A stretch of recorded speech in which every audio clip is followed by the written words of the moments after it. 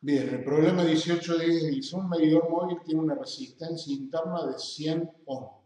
Tenemos un amperímetro con una resistencia interna de 100 ohm. Recuerden que el amperímetro, para que no modifique la lectura o para que lo modifique lo menos posible, lo ideal es que tenga una resistencia interna lo más pequeño posible. Un amperímetro tiene una resistencia interna ideal de 0 ohm. En este caso tenemos un amperímetro real con una resistencia interna de 100 ohm. Y ese amperímetro puede medir a fondo de escala una corriente máxima de 25 microamperes. O sea, una corriente muy pequeña hace deflexionar en su totalidad el amperímetro.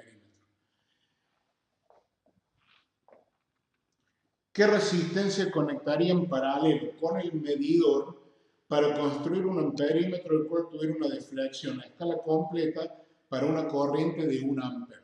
O sea, para que la corriente máxima que podamos medir sea mayor a la que puede medir el instrumento original, debemos colocarle en paralelo una resistencia.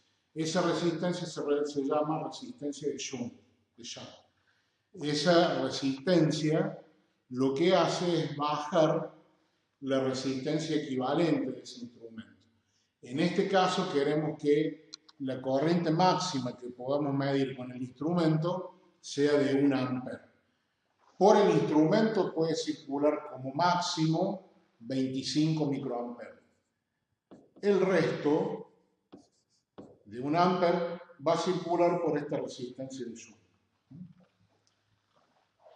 Entonces lo que tenemos que calcular es el valor justamente de esta resistencia.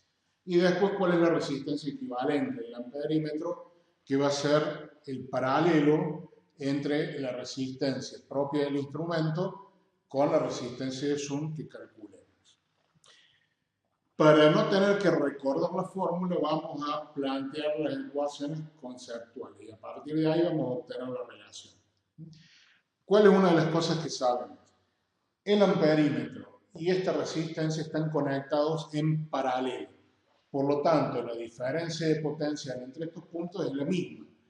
Por lo tanto, la diferencia de potencial, que va a ser la corriente que circula por el amperímetro máxima por la resistencia del amperímetro, va a ser igual a la corriente que circula por la resistencia de Shunt por la resistencia de Shunt. O sea, tenemos la misma diferencia de potencial, escribimos la ley de Ohm para cada una de esas resistencias. Otra cosa que conocemos es que esta corriente máxima va a ser la suma de la corriente que circule por el amperímetro más la corriente que circula por la resistencia de Shunt. Y la otra cosa que sabemos, que conocemos en este caso es la corriente máxima que queremos medir y la corriente máxima que puede medir ese amperímetro. Por lo tanto, de allí podemos obtener el factor de amplificación, por así decirlo. De la primera ecuación, nosotros podemos escribir la corriente que circula por el amperímetro como la corriente máxima que quiero medir dividido N. Y también sabemos acá que esta corriente de Shunt es la corriente máxima que queremos medir menos la corriente máxima que circula por el amperímetro. De ahí, reemplazando esta corriente máxima que circula por el amperímetro por la corriente máxima dividido N de esta relación, vamos a tener que la corriente de Shunt la podemos calcular de esta manera y por lo tanto, la relación entre la corriente de Shunt y la corriente máxima tiene esta forma. Volviendo a esta primera ecuación,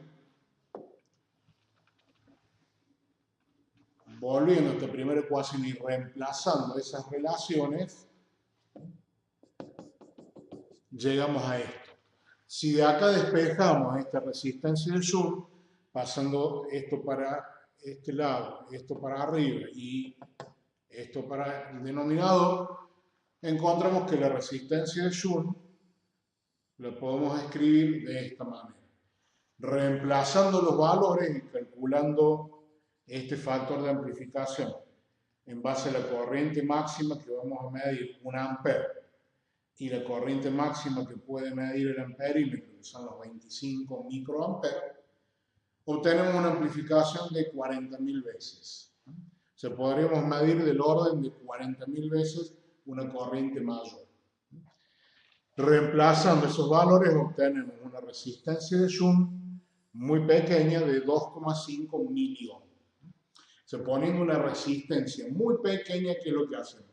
Como la ponemos en paralelo con la resistencia del amperímetro, entonces disminuimos mucho, el orden de 40.000 veces en este caso, la resistencia equivalente del amperímetro.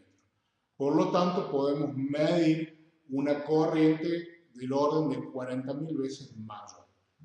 Para eso sirve, en este caso, poner resistencia de Joule en paralelo cuando estoy queriendo medir corriente.